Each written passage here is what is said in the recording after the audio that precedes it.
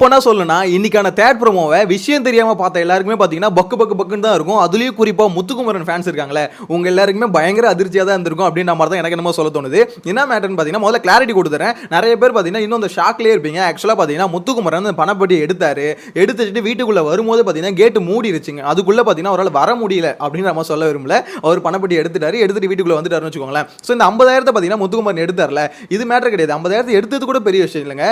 ஒருத்தன் வந்து title win பண்ணிடுவான் அப்படின்ற மாதிரி எல்லாருக்கும் தெரியும், அவருக்குமே தெரியும். ஆப்வியஸா பாத்தீங்கன்னா வீட்டுக்குள்ள போற எல்லாருமே சொல்லிடுவாங்கன்னு வச்சுக்கோங்களேன். சோ அப்படி இருக்க ஒருத்தன் வந்து பாத்தீங்கன்னா இந்த 50,000க்கு இவ்வளவு பேர் ரிஸ்க் எடுக்கிறான் பாத்தீங்களா, அதை நினைச்சதான் யாரா இவன் அப்படின்ற மாதிரி தான் என்ன பொறுத்த வரைக்கும் ஃபீல் ஆச்சு. உண்மையில சொல்றேன், கட்ஸ் ரொம்ப அதிகங்க. யோசிச்சு பாருங்களேன், இப்போ அவர் போய் அந்த பணப்பட்டி எடுக்க போயிட்டு அந்த பணப்பட்டி எடுத்துட்டு வீட்டுக்குள்ள வரதுக்கு முன்னாடி இந்த கேட்டை மட்டும் மூடி இருந்தாங்கன்னு வச்சுக்கோங்களேன், என்ன நிலைமைன்னு மட்டும் யோசிச்சு பாருங்க. ஏன்னா வெளியில் இருக்க எல்லாருக்குமே பார்த்தீங்கன்னா பயங்கர ஷாக்கிங்காக இருக்கும். குறிப்பாக முத்துக்குமரன் ஃபேன்ஸ் எல்லாருக்கும் பார்த்தீங்கன்னா பயங்கர ஷாக்கிங்காக இருக்கும். என்னடா இது இப்படி போய் 50,000க்கு ஆசைப்பட்டு மொத்தமாக சோழி முடிஞ்சிச்சடா அப்படின்ற மாதிரி இருக்கும். ஆனால் என்ன பொறுத்த வரைக்கும் முத்துக்குமரன் எடுத்த அந்த டிசிஷன் இருக்குல்ல, அதுலேயும் இப்போ ஆனந்தி வந்து அந்த லெட்டரை படிக்கிறாங்க.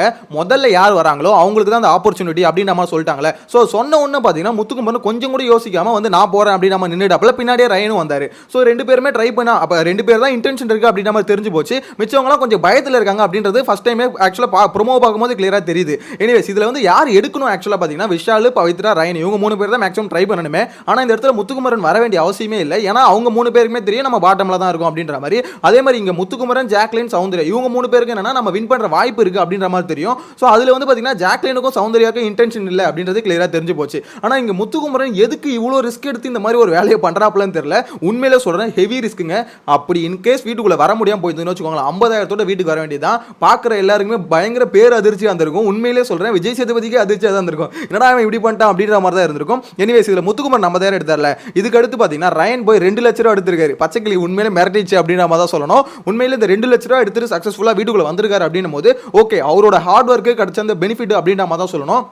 ஏன்னா ரயன் என்னதான் சொல்லணும்னு வச்சுக்கோங்களேன், ரயன் 1 வாரம் ப்ளே பண்ணாரோ 2 வாரம் ப்ளே பண்ணாரோ, பிசிக்கல் டாஸ்க்ல ரயன் பவர் என்ன அப்படின்றது வந்ததுலேருந்தே காமிச்சிட்டு தான் இருக்காரு. அதாவது பவர் மீன்ஸ் என்னன்னா, பிசிக்கல் டாஸ்க்ல என்னோட எஃபோர்ட் வந்து கொடுப்பேன், அதுல வந்து என்னோட 100% கொடுக்குறேன் அப்படின்ற மாதிரி ஆடிட்டு இருக்க ஒரு பிளேயர் வந்து பார்த்தீங்கன்னா ரயன் அதை ஒத்துக்கிட்டு தான் ஆகணும். ரயன் மேல இருக்க அந்த குறையெல்லாம் தூக்கி ஓரம் வச்சிருங்க. ஓரம் வச்சுட்டு பார்த்தீங்கன்னா வச்சுக்கோங்களேன், ஒரு பிளேயரா ஒரு பிசிக்கல் டாஸ்க் வரும்போது ரயனோட எஃபோர்ட் பார்த்தீங்கன்னா அங்கே இருந்துகிட்டு தான் இருக்கு, கொஞ்சம் அதிகமாகவே இருக்குன்னு வச்சுக்கோங்களேன். ஸோ அந்த எஃபோர்ட்டுக்கான பலனாக தான் இந்த 2 லட்சம் நான் பார்க்குறேன். அதுவே ரயன் எடுத்தது ரிஸ்க் இல்லை அப்படின்ற மாதிரி சொல்ல முடியல. ஏன்னா ரயன் எடுத்ததும் ரிஸ்க் தான். இன்கேஸ் அந்த 2 லட்சத்தை போய் எடுத்துட்டு திருப்பி வர முடியாம போயிட்டுனா கூட அந்த 2 லட்சத்தோட வீட்டுக்கு தானே போயிருக்கணும். இந்த இடத்துல ரயன் எடுத்தது ரிஸ்க் இல்ல அப்படின்ற மாதிரி யாருமே சொல்ல முடியாது. என்ன இங்க முத்துக்குமரன் எடுத்தது பாத்தீங்கன்னா ஹியூஜ் ரிஸ்க்.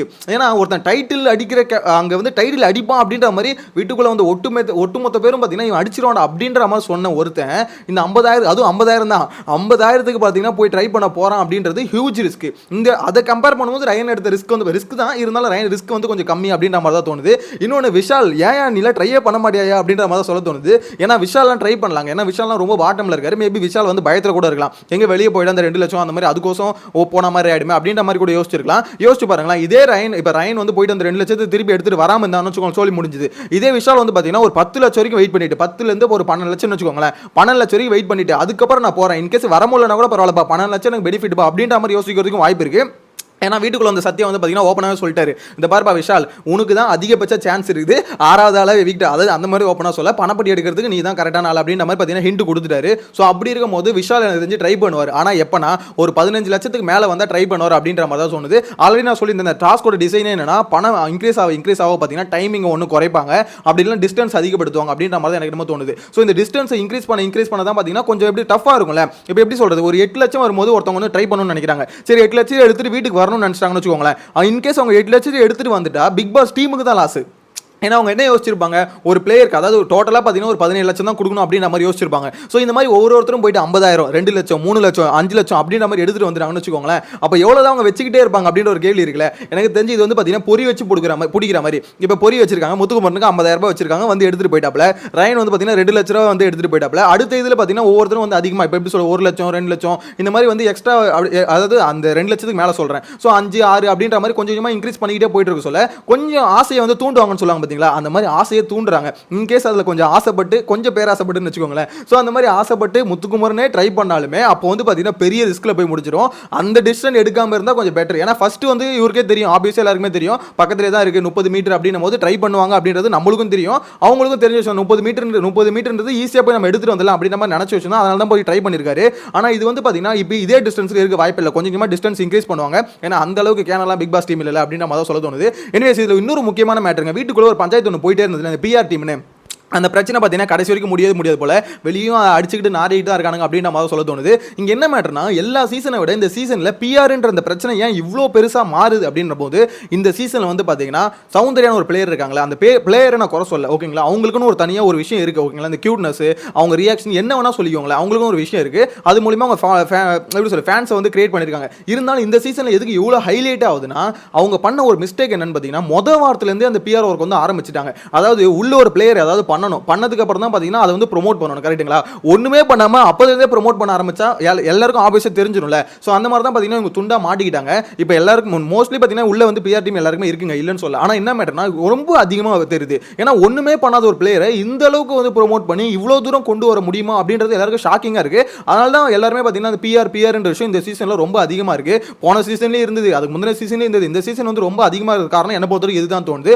ஏன்னா எப்படி சொல்றது, ஒருத்தவங்களுக்கு பிஆர் வச்சு ப்ரோமோட் பண்றாங்கன்னு வச்சுக்கோங்களேன், அவங்க இன்கேஸ் இப்போ யோசிச்சு பாருங்க, சௌந்தர்யா மட்டும் இன்கேஸ் இந்த சீசன்ல நல்லா விளையாடினாங்கன்னு வச்சுக்கோங்களேன், பிஆர் என்ற ஒரு கான்செப்டே மோஸ்ட்லி நம்ம கேள்விப்பட்டிருக்க மாட்டோம், அது பெரிய விஷயமாவே இருந்திருக்காது. இப்போ சௌந்தர்யா மட்டும் பார்த்தீங்கன்னா இப்போ முத்துக்குமரன் மாதிரி ஒரு பிளேயராக இருந்திருக்காங்க, அவங்க வந்து பார்த்தீங்கன்னா இந்த வேலையும் பண்ணி கியூட் ரியாக்ஷனும் கொடுத்து ஸோ ஒரு டஃப்பான பிளேயராக இருந்தாங்கன்னா அவங்களை எவ்வளோதான் ப்ரோமோட் பண்ணாலும் வெளியே என்ன நினைப்பாங்க, ஓகேப்பா அவன் பர்ஃபார்ம் பண்ணுறான், அவங்கள வந்து பார்த்தீங்கன்னா பாராட்டுறாங்க, அவங்கள பற்றி வீடியோ எடிட் பண்ணி போடுறாங்க அப்படின்னும் போது அந்த இடத்துல ஒரு பேச்சே வராது. இப்போ என்ன நாங்கள் விஷயம் அங்கே கம்மியாக இருக்குது, அங்கே பண்ணுற வேலை கம்மி, ஆனால் ப்ரொமோட் பண்ணுற வேலை ரொம்ப அதிகமாக இருக்குது. அது மட்டும் இல்லாமல் நெகட்டிவ் பிஆர்ன்ற ஒரு விஷயம் இந்த சீசனில் தான் கொஞ்சம் அதிகமாக இருக்குது அப்படின்ற மாதிரி தோணுது. ஸோ நெகட்டிவ் பிஆர்ன்ற அந்த கான்செப்டை கொண்டு வந்து ஒருத்தவங்க இது ரீச் ஆகணும்னு சொல்லிட்டு இன்னொருத்தவங்க வந்து போட்டு அடிக்கிறது, அதுவும் இப்போ இந்த கடைசி வாரத்தில் பார்த்தீங்கன்னா ரொம்ப அதிகமாக நடக்குது. கிட்டத்தட்ட பார்த்தீங்கன்னா ட்விட்டரே குப்பை மாதிரி இருக்குது. ஏன்னா அந்த அளவுக்கு பார்த்தீங்கன்னா நெகட்டிவ் ஒர்க் வந்து பயங்கரமாக பண்ணிட்டு இருக்கு. இவங்க மட்டும் தான் பண்ணுறாங்கன்னு சொல்ல, நிறைய பேர் பண்ணிட்டு இருக்காங்க. இருந்தாலும் அது வந்து ஏன் இந்த அளவுக்கு நெகட்டிவ் ஒர்க் வந்து பண்ணுறாங்க அப்படின்ற மாதிரி தான் தெரியல. உங்களுக்கு ஒருத்தவங்களை பிடிச்சிருக்கா, அந்த பிடிச்சவங்களுக்கு சப்போர்ட் பண்ணுங்க, முதல்ல ஓட்ட போடுங்க. ஏன்னா இப்போ வந்து பார்த்தீங்கன்னா ஆல்மோஸ்ட் எல்லாம் முடிஞ்சிச்சு, ஓட்டு போட்டால் முடிஞ்சது அப்படின்ற மாதிரி சுச்சுவேஷனில்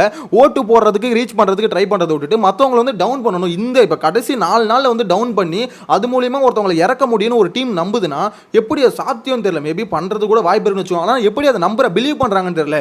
ஒரு 4 நாளில் மக்கள் மனசை வந்து இவங்க சேஞ்ச் பண்ண முடியும், இவங்களை வந்து இவங்களோட குறைகளை எடுத்து சொல்லி இப்போ இந்த மாதிரி இவங்க இந்த மாதிரி வேலை தான் பண்ணிட்டு இருக்காங்க அப்படின்ற மாதிரிலாம் சொல்லி இப்போ ஒருத்தவங்க இப்போ டாப்ல இருக்க சௌந்தர்யாவாகட்டும் இல்லை முத்துக்குமரனாகட்டும் இவங்கெல்லாம் கீழே இறக்க முடியும்னு எப்படி பிலீவ் பண்ணுறாங்கன்னு எனக்கு தெரியல. ஆக்சுவலி யாராக இருந்தாலும் பொதுவாக சொல்கிறேன், ஓகேங்களா, பர்டிகுலர் நேம் மென்ஷன் பண்ணுறது பொதுவாக சொல்கிறேன். ஸோ இந்த டீம்ஸ்லாம் அவ்வளோ கான்ஃபிடென்ட்டாக இருக்காங்க. ஓகே, இப்போ இந்த 4 நாளில் வந்து நம்ம இவரை பற்றி பார்த்தீங்கன்னா ரொம்ப நெகட்டிவாக எடுத்துகிட்டு போய் சேர்த்தோன்னா அப்போ வந்து இவங்க மக்கள் என்ன புரிஞ்சுப்பாங்க, இவங்க வந்து ரொம்ப தப்பான ஆள் அப்படின்னு புரிஞ்சுக்கிட்டு ஓட்டு போட மாட்டாங்க அப்படின்ற மாதிரி பிலீவ் பண்ணுறாங்க.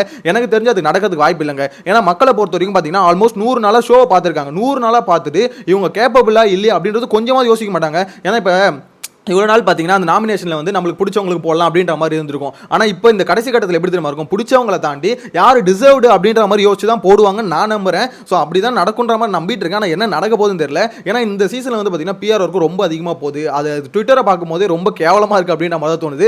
ஏன்னா இதே மாதிரி போயிட்டே இருந்தால் நெக்ஸ்ட் சீசன்லாம் இன்னும் எந்த லெவலுக்கு போகும்னு தெரியல. இப்போ எப்படின்னா அடுத்த சீசன் அதுக்கு அடுத்த சீசன்லாம் பார்த்தீங்கன்னா எங்கேயோ போய் முடிஞ்சிடும் அப்படின்ற மாதிரி தான் எனக்கு என்னமோ தோணுது. ஸோ உங்களோட கருத்தை மறக்காம கமெண்ட்ல மென்ஷன் பண்ணுங்க. நெக்ஸ்ட் வீடியோவில் மீட் பண்ணலாம். அதுக்கு முன்னாடி முக்கியமான விஷயம் ஸ்டார்டிங்கில் வீடியோவில் சொல்லணும்னு நினச்சேன், மறந்துட்டேன். எல்லாருக்கும் ஹாப்பி பொங்கல், ஜாலியாக இருங்க. நெக்ஸ்ட் வீடியோவில் மீட் பண்ணலாம். சேனலை ஃபர்ஸ்ட் டைம் பார்த்தீங்கன்னா சப்ஸ்கிரைப் பண்ணி வச்சுக்கோங்க. Bye by.